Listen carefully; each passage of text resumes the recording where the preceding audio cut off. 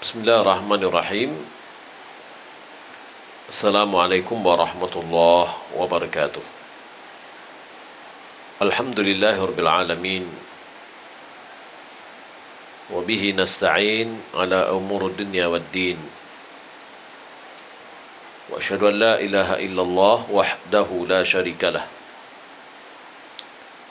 Wa asyhadu anna Muhammadan 'abduhu wa rasuluh.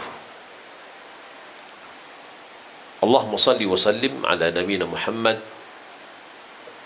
wa ala alihi wa sahbihi ajma'in. Amma ba'du. Ibu-ibu dan akhwat dimuliakan oleh Allah Subhanahu wa taala, alhamdulillah, segala puji bagi Allah yang senantiasa mencurahkan nikmat dan karunia-Nya kepada kita.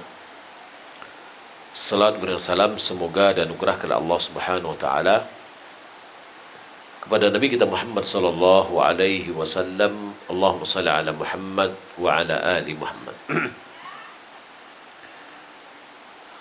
Walaupun hari hujan, kita memohon kepada Allah pertama, Allahumma sayyiban nafi'a. Semoga Allah jadikan sebagai hujan yang bermanfaat, curahan yang bermanfaat. Walaupun hujan, semangat dari ibu-ibu dan akhwat. Baik. Kita masuk kepada bab babun fadlu tauhid wa ma yukaffiru min adh-dhunub. Bab keistimewaan tauhid dan tauhid sebagai penghapus dosa.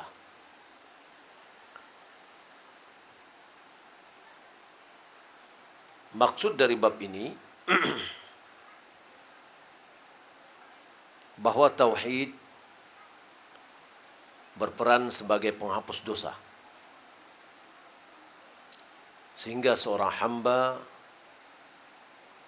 semakin kuat dalam menerapkan tauhid,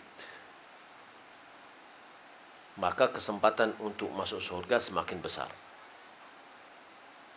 sesuai dengan besar amalannya. Oleh karena itulah Imam Muhammad bin Abdul Wahhab rahimahullah ta'ala menyebutkan ayat dalam firman di dalam surah Al-An'am.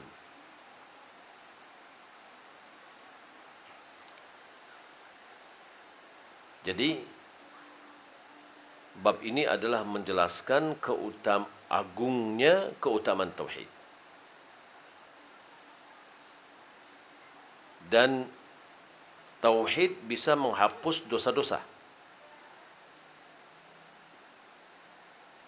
Maka dia lebih umum dan lebih utama.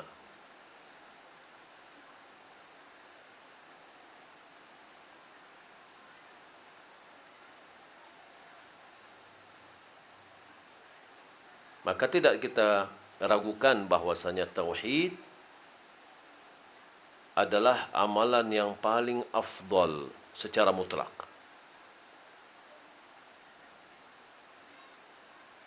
Dan tauhid adalah amalan yang paling agung untuk menghapus dosa-dosa.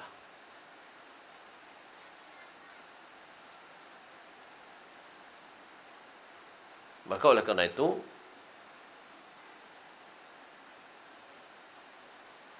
ketika di bab pertama kita membahas tentang tauhid, maka bab yang kedua membahas tentang keutamaan tauhid dan bahwasanya tauhid itu bisa menjadi sebagai penghapus dosa-dosa.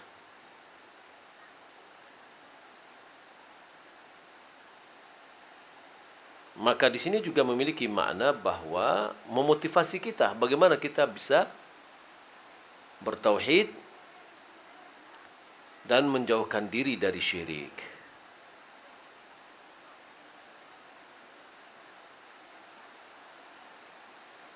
untuk memperkuat kedudukan tauhid ini, bahwasanya tauhid memiliki keistimewaan, tauhid bisa menghapus dosa-dosa,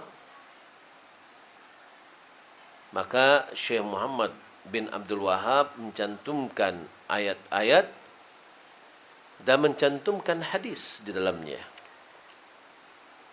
Ayat yang dicantumkannya adalah surah Al-An'am ayat 82 yang menjelaskan akan keutamaan tauhid. Alladzina amanu wa lam yalbisu imanahum bidzulmin ulaika lahumul amnu wa hum muhtadun. Orang-orang yang beriman yang mereka tidak mencampur adukkan iman mereka dengan kezaliman, yaitu syirik, mereka itulah orang-orang yang mendapatkan keamanan dan mereka itulah orang-orang yang mendapatkan petunjuk. Ya. Makna dari orang-orang yang beriman yang tidak mencampur adukkan keimanan mereka, yakni akhlasul ibadah lillahi wahdah. Mereka betul-betul memurnikan ibadah itu hanya untuk Allah semata. Walam yukhlitu tauhidahum bisyirkin. Mereka tidak mencampur adukkan tauhid mereka dengan bentuk syirik apapun. Ya. Yani labsu syai' bisyai' taghtiyatuhu bihi wa ihatatuhu bihi min jami' min jihatihi. Walam yalbisu. Dia tidak mencampurkan. Yalbisu, memakai, menutupi. Labsu syai' bisyai', menutup sesuatu dengan sesuatu yang lain. Artinya adalah menutupkannya dan mengelilinginya dari segala sisi.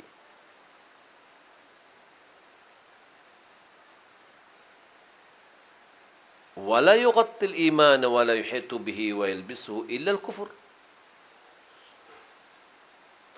Dan tidak ada yang bisa menutup iman ini, tidak juga bisa mengelilingi iman ini dan membungkusnya atau menutupi kecuali kekufuran.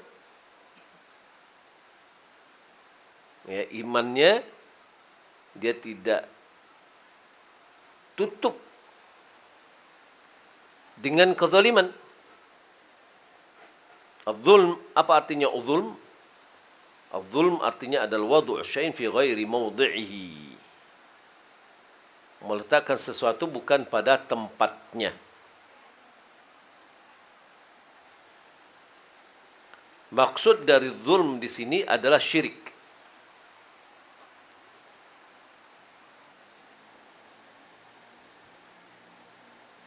Kenapa syirik dinamakan dengan zulm? Kenapa syirik dinamakan dengan kezaliman? Dan kenapa orang musyrik dikatakan dengan orang yang zalim? Karena dia telah meletakkan ibadah tidak pada tempatnya. Dia memalingkan ibadah itu kepada selain yang berhak. Siapa yang berhak diibadati? Hanya Allah. Itu yang berhak diibadati. Ketika diberikan kepada selain Allah, berarti dia telah memberikan ibadah kepada yang tidak berhak. Maka itu zulm.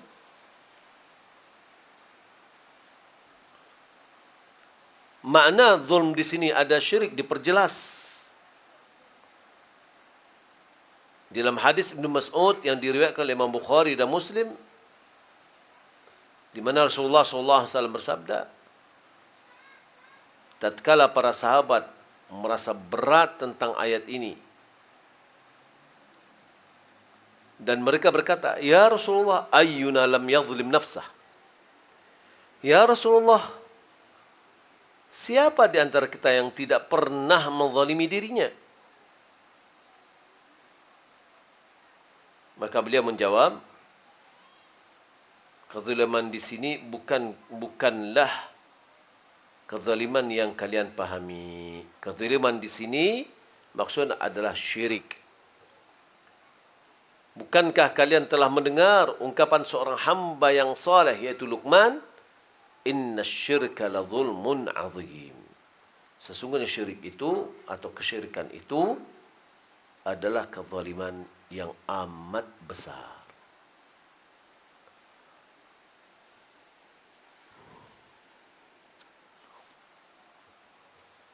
Sehingga makna ayat ini sebagaimana sesuai dengan makna ayat ini sesuai dengan bab ini.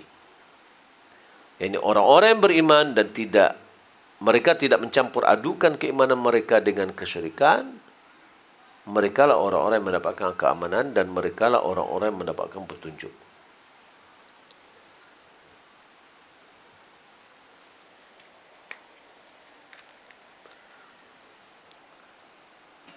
Sehingga balasan orang yang beriman itu adalah sehingga balasan orang yang beriman yaitu orang yang bertauhid dan tidak mencampur adukan keimanannya dengan kezaliman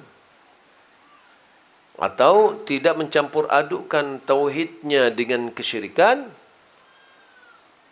dialah yang akan mendapatkan keamanan dan petunjuk yang sempurna.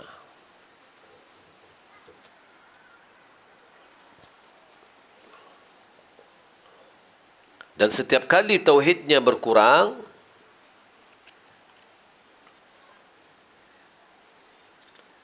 dikarenakan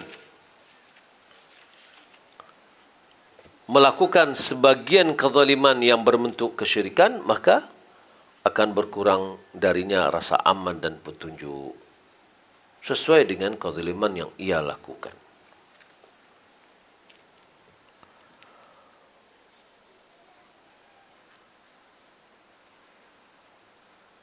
Ulaika lahumul amnu wa hum muhtadun.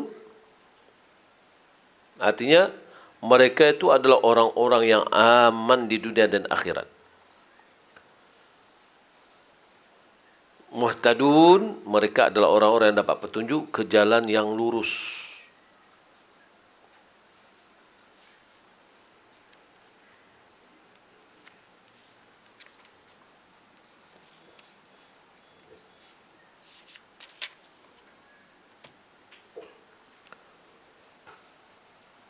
Lalu Syekh mencantumkan hadis An Ubadah bin Samit radhiyallahu ta'ala anhu qala Rasulullah sallallahu alaihi wasallam man syahida an la ilaha illallah wahdahu la syarika lah wa anna Muhammadan 'abduhu wa rasuluhu wa anna Isa 'abdullah wa rasuluhu wa kalimatu alqaha ila Maryam wa ruhun minhu wal jannatu haqqun wan naru haqqun adkhalahu Allahu al jannata ala ma kana min al 'amal.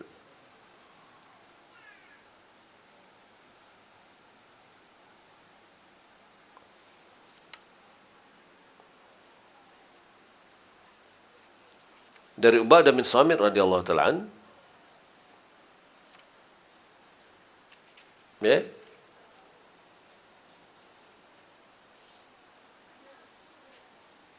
dia berkata, Rasulullah SAW bersabda, siapa yang bersaksi tidak ada yang berhak diibadati kecuali Allah wahdahu la syarikalah, ya, tunggal yang tidak ada sekutu baginya,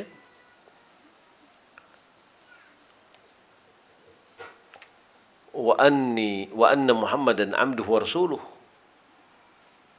bahwasanya Muhammad itu adalah hamba Allah dan Rasulnya, wa anna Isa 'abdullah wa rasuluh, dan Isa itu adalah hamba dan Rasulnya.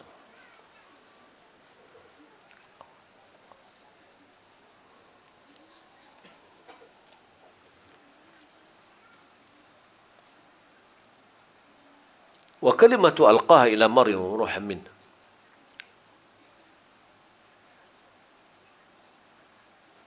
Dan kalimat yang dia lemparkan kepada Maryam dan ruh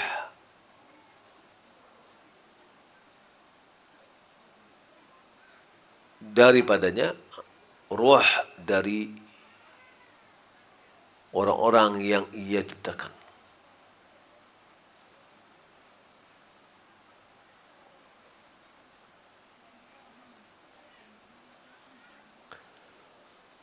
Lalu dia bersaksi, wal jannatu haqqun wan naru haqq.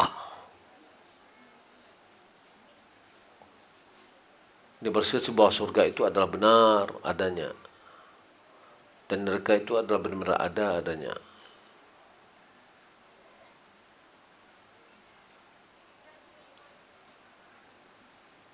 Adkhalahu Allahu al-jannata ala ma kana min al-amal. Maka Allah Subhanahu wa taala akan masukkan dia ke dalam surga dalam bentuk apapun juga amalannya. Ini luar biasa. Orang yang mentauhidkan Allah, pasti dia akan masuk surga. Seperti apapun juga keadaan amalnya.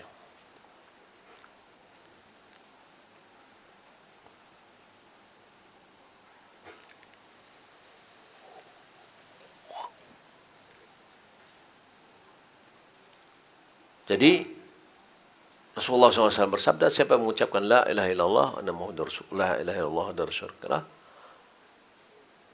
wa anna muhammadan abduhu wa rasuluh, siapa yang mengatakan kesaksiannya la ilaha illallah kemudian anna muhammadar rasulullah,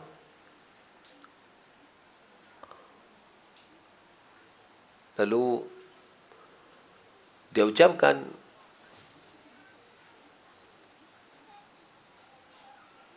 bahwasanya Isa itu adalah hamba Allah dan Rasulnya.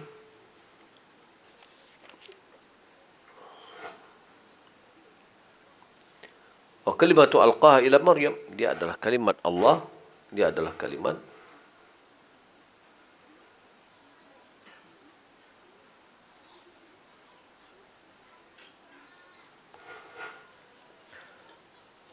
kalimatu alqaha ila Maryam wa ruhun min, dia adalah kalimat. Ya, kalimat dari mana? Kalimat dari kun.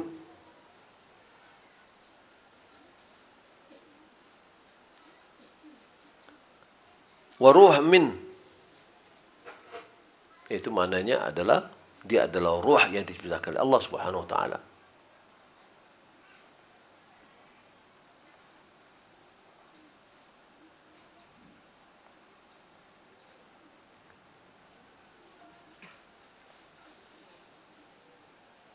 Lalu dia bersaksi bahwasanya surga itu adalah benar, api neraka itu adalah benar adanya. Kalau itu dilakukan semuanya, adkhalallahu al-jannata ala ma kana min al-amal.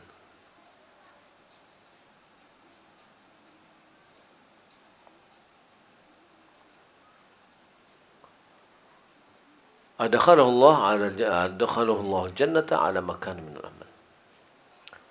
Maka Nabi mengatakan walaupun dia kurang beramal, ia memiliki dosa dan maksiat, hal ini dimasukkan keistimewaan tauhid yang mendapatkan oleh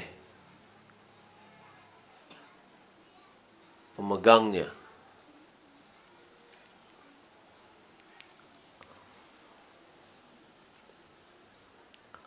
Jadi dalam hadis ini menunjukkan kepada kita bahwa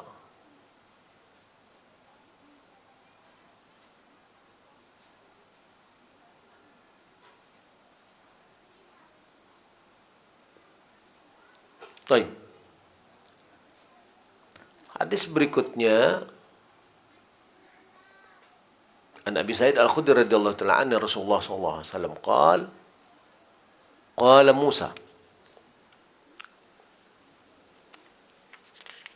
Musa berkata. Hadis sebelumnya ya. Hadis sebelumnya Walahuma fi hadits adban, inna Allah harrama 'ala an-nari man kana la ilaha illallah yabtaghi bidzalika wajha Allah.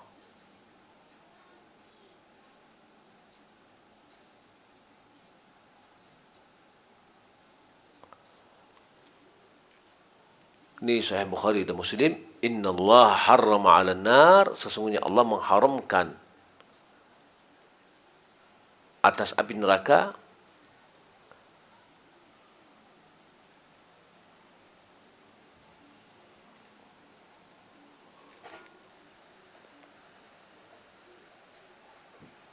siapa yang diharamkan oleh Allah ke api neraka? Man qala la ilaha illallah yabtaghi bidzalika wajha Allah. Siapa yang mengucapkan la ilaha illallah dengan ikhlas, sang ikhlas-ikhlasnya.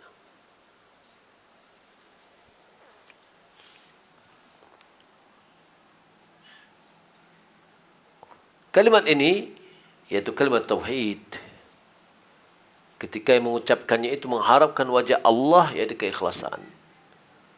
Lalu ia memenuhi syarat-syarat serta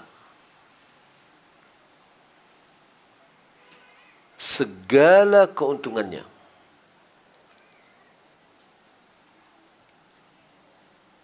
Ya. Dia memenuhi syarat-syarat, dia mengatakan la ilaha illallah yabtaghi bidzalika wajha Allah. Dia adalah mengikhlaskan kepada Allah Subhanahu wa taala dan memenuhi segala aturan-aturan atau syarat serta tuntunannya. Maka Allah akan memberikan karunia kepadanya dan memberikan apa yang Allah janjikan untuknya. Di antaranya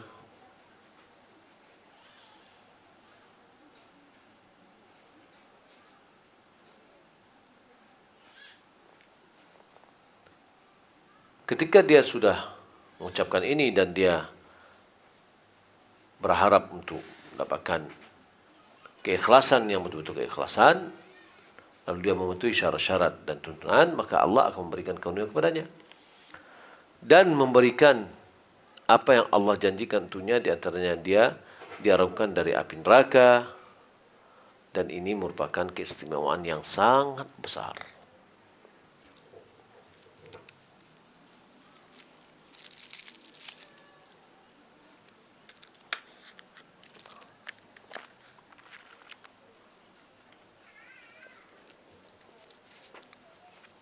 Baik, hadis berikutnya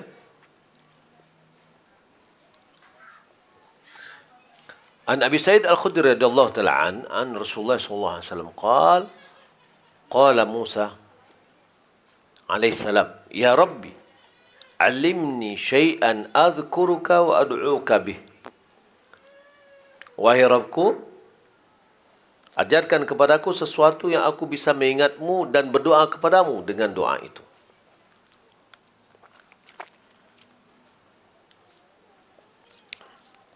Qala qul ya Musa la ilaha illallah. Lalu Rasulullah mengatakan, katakan wahai Musa la ilaha illallah. Qala Rabbi kullu ibadika yaquluna hadha.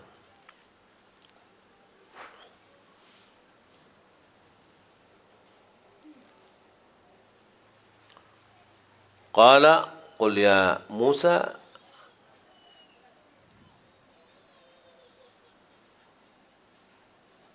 qul ya Musa la ilaha illallah.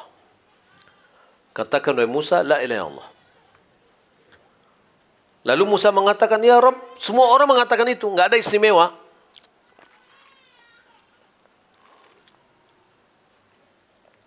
Musa pengen yang dengan zikir istimewa yang bisa, ya, yang biasa dia lakukan.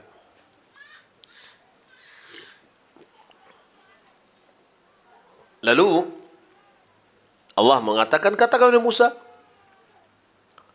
la ilaha illallah. Lalu Musa mengatakan, wahai Rabb, semua hambamu mengucapkan hal yang sama, enggak ada istimewa.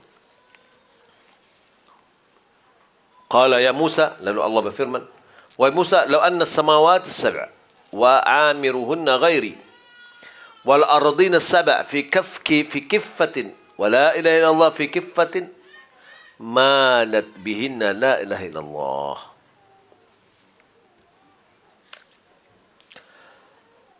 Wahai Musa, kalau seandainya langit yang 7 serta seisinya selainku dan bumi yang 7 lapis di satu daun timbangan. Ya, timbangan itu punya tempat 2, kiffah yumna wal yusra.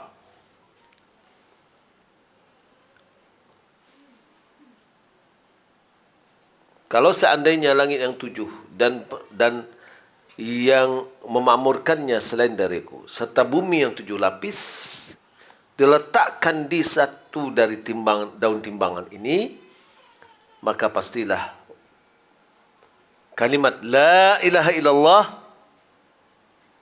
ya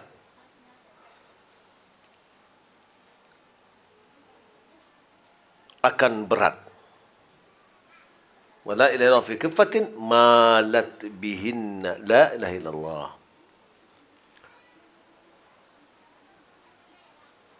Bumi dan langit ini diisi seluruhnya dengan la ilaha illallah. Kemudian dunia dan seluruhnya di kiffatin yang lain, timbangan yang lain, pastilah kalimat la ilaha illallah akan lebih berat.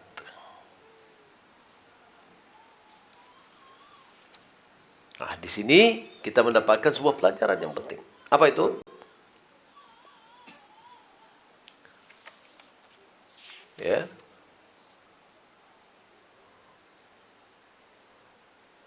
Bahwa ucapan la ilaha illallah kita dan amalan-amalan kita ditimbang nanti di akhirat.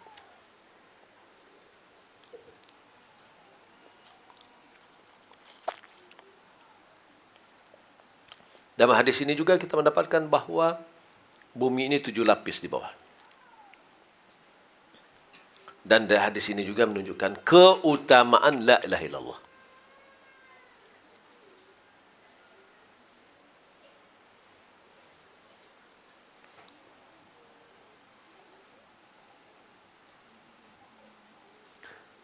Maka kita lihat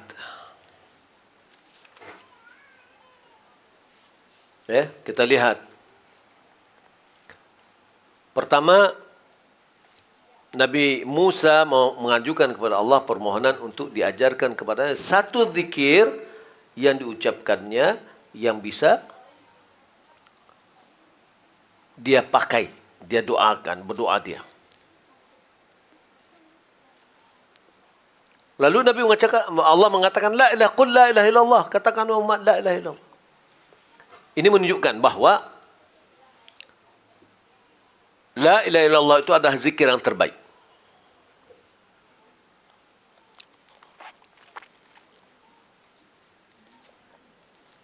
La ilaha illallah adalah zikir yang terbaik.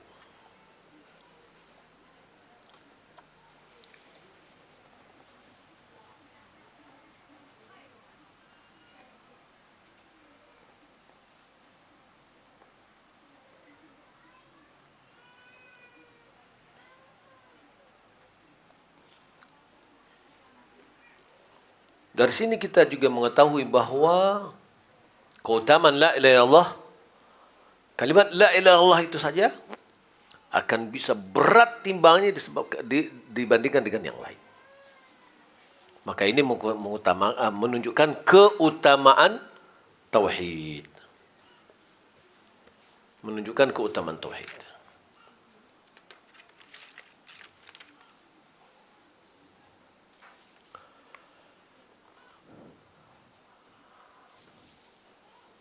Kemudian hadis yang ketiga dari At-Tirmidzi yang dihasankannya dari Anas bin Malik, sami'tu Rasulullah SAW yaqul, qala Allah Ta'ala ya ibna Adam innaka law ataitani biqurabil ardi khataaya thumma laqitani la tusyrik bi syai'a la ataituka biqurabiha maghfiratan. Dari Anas bin Malik, aku mendengar Rasulullah SAW bersabda, Allah Subhanahu wa taala berfirman, wahai anak Adam, wahai putra Adam, Sesungguhnya kalau seandainya kalian mendatangiku dengan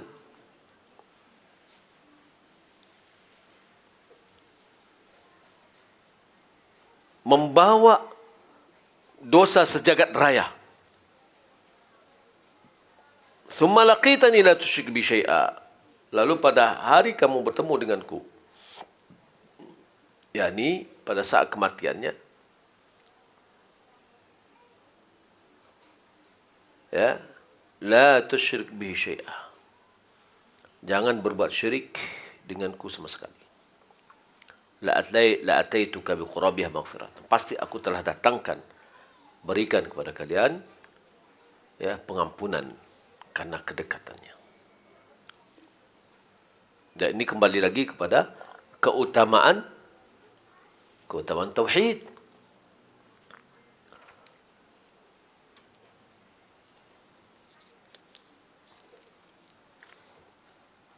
Bahwa tauhid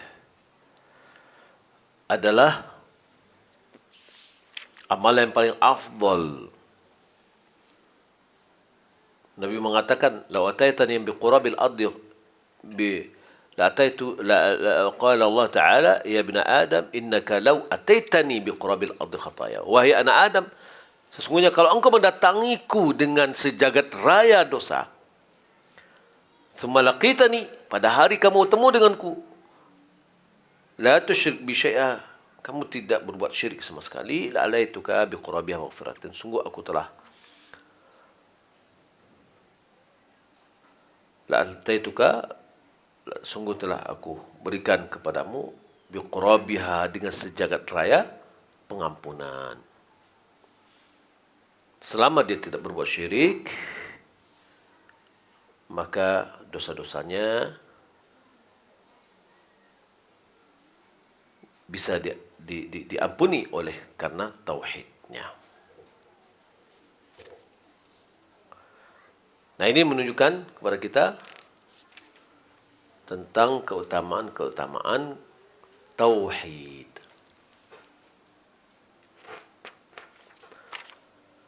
Maka kandungan dalam bab ini, pertama, betapa luasnya karunia Allah.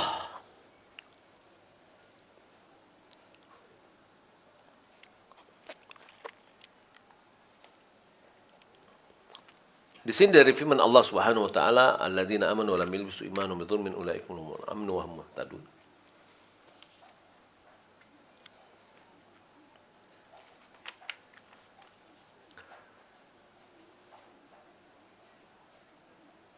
Yang kedua, betapa besarnya pahala tauhid di sisi Allah. Yang ketiga, bersamaan dengan ini judul sebagai penghapus dosa. Tauhid sebagai penghapus dosa.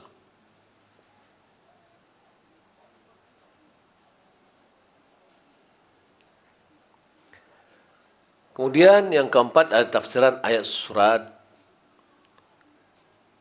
Al-An'am.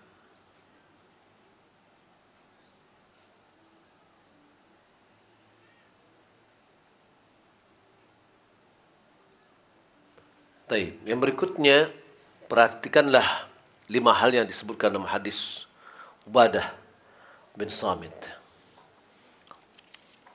Jadi ada amalan, ya,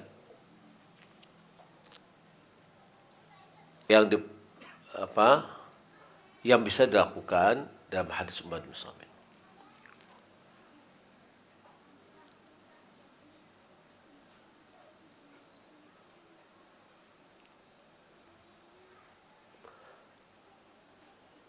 Apabila Anda menggabungkan antaranya dengan hadis hadis itban, dan hadis selanjutnya, akan menjadi jelas bagi Anda bahawa la ilaha illallah, dan jelas pula kesalahan orang-orang yang tertipu.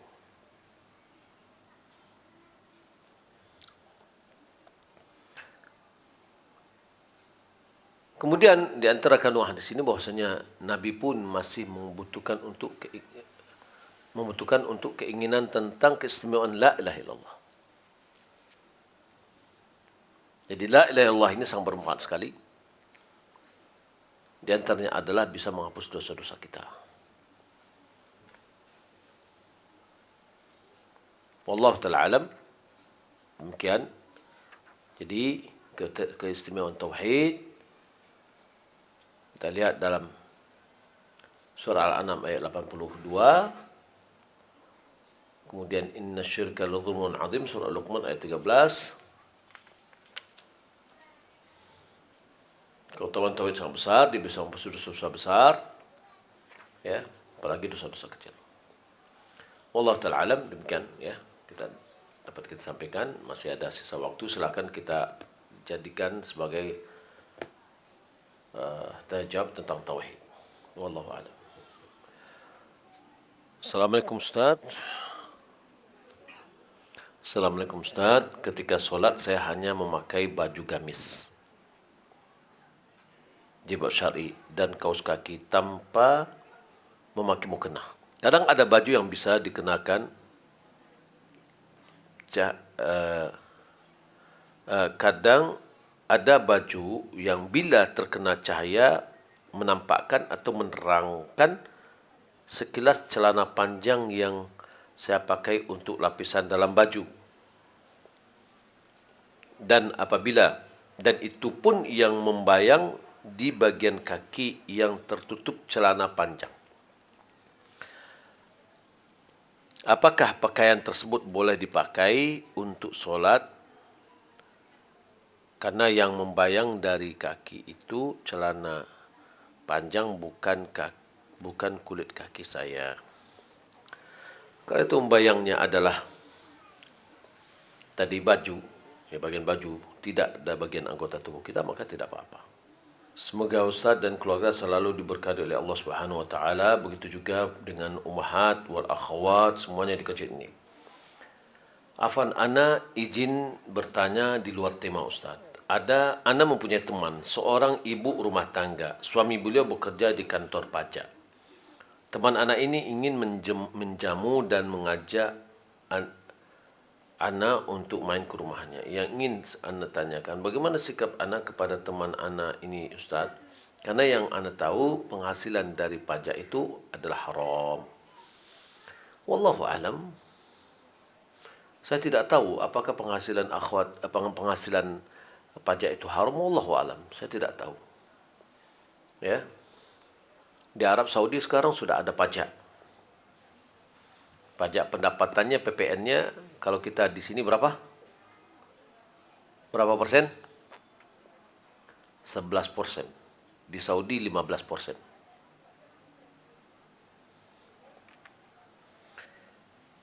Apakah Anda masih mendapatkan info tahsin untuk akhwat? Iya, silahkan. Ya. Silahkan, masih bisa. Ya, hubungi keakhwatan.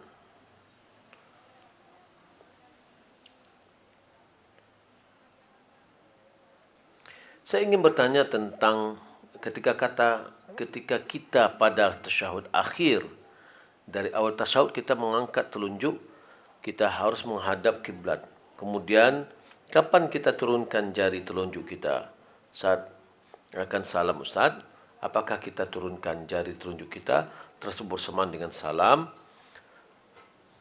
ke kanan, atau ketika selesai salam dan ke kiri kita turunkan jari telunjuk kita tersebut? Kemudian kapan kita dianjurkan berdiri menambah jumlah rakaat kita yang tertinggal ketika imam selesai solat ke kanan atau salam ke kiri imam Ustaz? Wallahu a'lam. Ya. Menurunkan telunjuk mulai dari salam, assalamualaikum, kita turunkan telunjuk kita.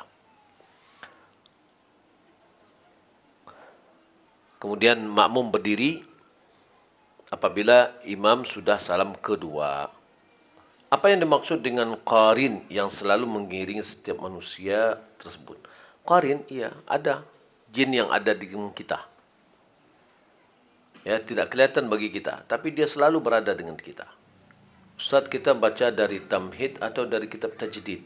Kita membacanya dari ringkasan tamhid. Ya, Tamhid itu adalah syarahnya Syekh Saleh Ali Syekh. Karena Tamhid terlalu panjang, diringkas. Maka kita membacanya dari ringkasannya. Mahasiswa mengadakan expo produk mata kuliah kewirausahaan. Apakah boleh mahasiswa yang expo tersebut digunakan? Apakah boleh kita mahasiswa expo tersebut dikenakan biaya untuk sewa tenda, kursi, meja, spanduk, sertifikat dan biaya lain? Berapakah zakat mal untuk hasil panen jagung? Kalau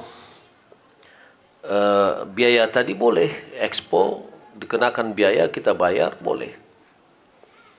Zakat jagung sama dengan zakat biji-bijian beras dikeluarkan kalau seandainya tak ada hujan, artinya tidak perlu biaya untuk mengairinya, maka dikeluarkan 10%. Mertua Ana berumur 88 tahun, kena stroke hanya di tempat tidur dan kursi roda dan memakai pampers. Masih wajibkah beliau solat? Bolehkah solat dengan memakai pampers, Ustaz? Apakah akalnya masih ada? Atau sudah pikun? Kalau akalnya masih sehat, kita berbicara dengan nyambung, nggak pernah aneh-aneh, berarti tetap wajib dia solat. Tapi kalau sudah pikun, maka sudah gugur dari dirinya kewajiban. Wallahu a'lam.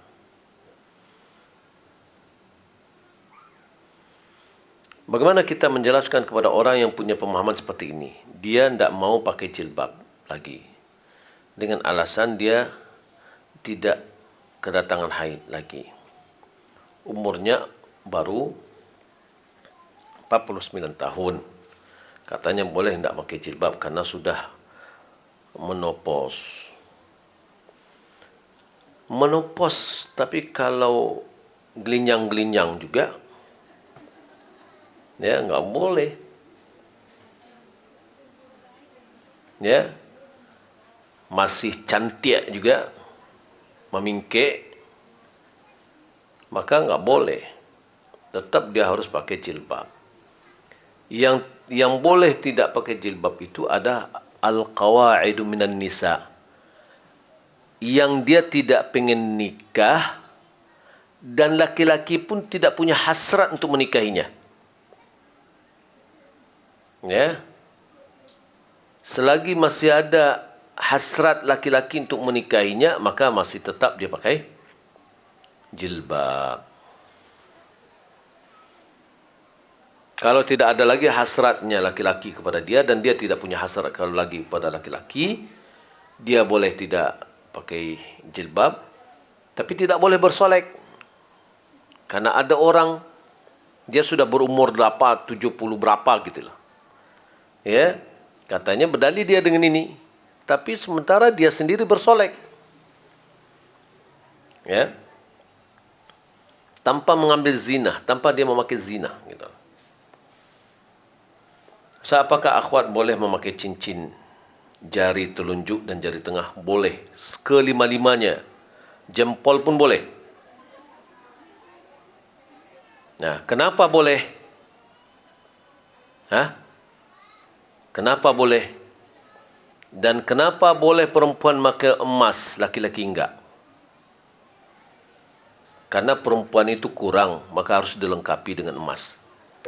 Jadi kalau laki-laki pakai cincin cuma jari kelingking dan jari manis. Kalau perempuan boleh ke semuanya.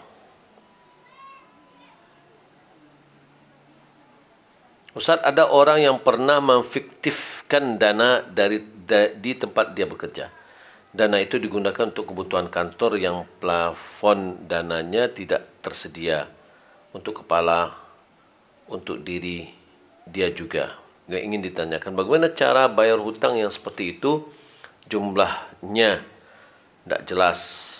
Mau bayar instansinya juga bubar. Makasih atas penjelasannya. Kalau kepentingannya adalah operasional kantor yang tidak ada anunya, ya sudah. Ya, kita bertobat saja. bertobat kepada Allah Subhanahu wa taala karena kita adanya kejujuran di dalamnya. Saat Anda mau bertanya, Anda pernah belajar mengaji dengan seorang guru di waktu Anda sekolah, dan alhamdulillah sekarang Anda sudah ada pekerja buat mengajar ngaji di sebuah rumah tahfiz. Tapi guru yang pernah mengajarkan Anda bilang kepada Anda bahwa dia tidak ridha kalau ilmu yang sudah dia ajarkan kepada Anda agar Anda ajarkan di tempat Anda mengajar. Jadi Anda harus bagaimana Ustaz? Ini adalah gurunya yang pelit. Muridnya sudah pengen bersedekah pahala untuk dia. Bukankah ketika muridnya mengajarkan kepada orang lain, dia mendapatkan pahala karena dia adalah bagian dari ilmu yuntafa'u bihi. Semakin banyak manfaatnya, semakin banyak pahalanya. Maka ini gurunya perlu ditatar ini. Jika kita sholat duha lagi lebih dari 2 rakaat, apakah kita harus mengulangi takbiratul ihram setiap selesai salam atau lanjut rakaat berikutnya? Iya, kita tetap takbiratul ihram. Solat duha kita itu 2 rakaat. Setelah salam kita kembali takbiratul ihram. Bagaimana batasan kita dalam mengambil ilmu dari ulama yang memiliki ketergelinciran dalam asma wa sifat? Karena saya mengikuti kuliah online S1 Syariah. Kami memakai muqarrar kitab fikih yang disusun kitab Asy-Syaibani, Asy-Syirbini. Dalam muqaddimah ditulis bahwa beliau mensahihkan sifat 8. Apakah masih boleh kita membacanya? Kalau yang tidak berhubungan dengan kesesatannya boleh. Kita mengambil fikihnya misalkan. Ya, akidahnya jangan kita ambil. Apa contoh dari amalan tidak syirik itu? Ya, banyak amalan yang kita menjauhkan murni untuk Allah Subhanahu wa taala. Salat, kita bukan salat karena orang, tapi kita salat karena Allah Subhanahu wa taala. Apakah wajib kita sampaikan kepada orang ini sesuai dengan penjelasan Ustaz? Kalau disampaikan dia akan marah. Sampaikan, tapi pandai-pandai. Cara menyampaikannya, ambil buku kasih sama dia. Bu, baca ini bu. Gitu. Tentang apa? Tentang wanita yang tadi menopause. Ya, orang wanita yang menopause masih bisa nikah kok. Yang nggak boleh itu kan, yang diberikan dispensasi itu adalah orang wanita yang tidak tertarik dengan laki-laki lagi, dan laki-laki tidak tertarik dengan dia. Bolehkah seorang membayar hutangnya berupa sebuah gelang atas permintaan yang meminjamkan diganti dengan sebuah gelang yang berat yang sama? Kalau seandainya hutangnya adalah emas dibayar dengan gelang beratnya sama, boleh. Wallahu ta'ala alam. Demikian yang dapat kita sampaikan, semoga bermanfaat. Tinggal waktu 1 minit lagi akan adzan. Setelah ini kita sambung dengan pembahasan fikih. Wallahu ta'ala alam. Assalamualaikum warahmatullahi wabarakatuh. Sana, ni balanja. Yo di lapak seru saja.